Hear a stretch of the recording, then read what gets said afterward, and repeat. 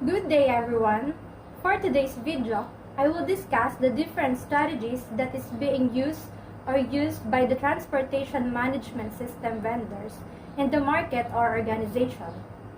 Before we start, what is transportation management system and its provider?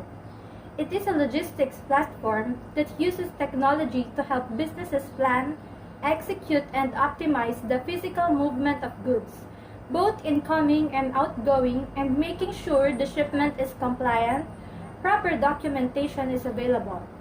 This kind of system is often part of a larger supply chain management system, sometimes known as transportation management solution or transportation management software. A TMS provider visibility into day-to-day transportation operations, trade compliance information and documentation, and ensuring the timely delivery of freight and goods. Transportation management systems also streamline the shipping process and make it easier for businesses to manage and optimize their transportation operations, whether they are by land, air, or sea.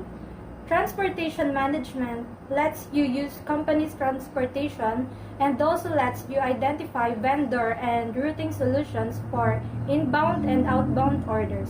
For example, you can identify the fastest route or the least expensive rate for a shipment. Firstly, acquire to grow, in which TMS vendors carefully carry out self-evaluation in their products to set standards for measuring the vendor's strengths and weaknesses in order to identify the gaps and lack of their products that they will offer to their customers.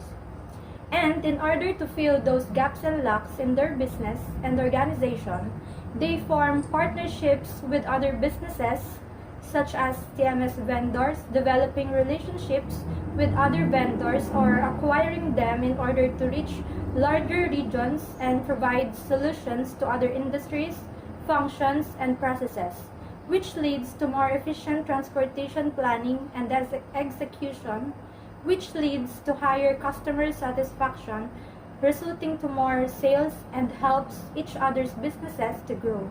By forming a partnership, they learn how to solve different challenges in their planning, operations, and execution, and transform their business's weaknesses into its strengths.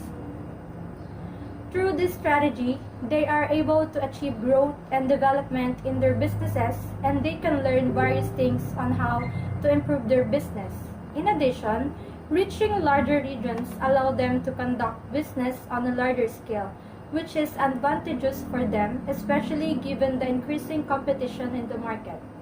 Instead of competing with other businesses, they learn how to form partnerships for their own success, filling business gaps by assisting one another.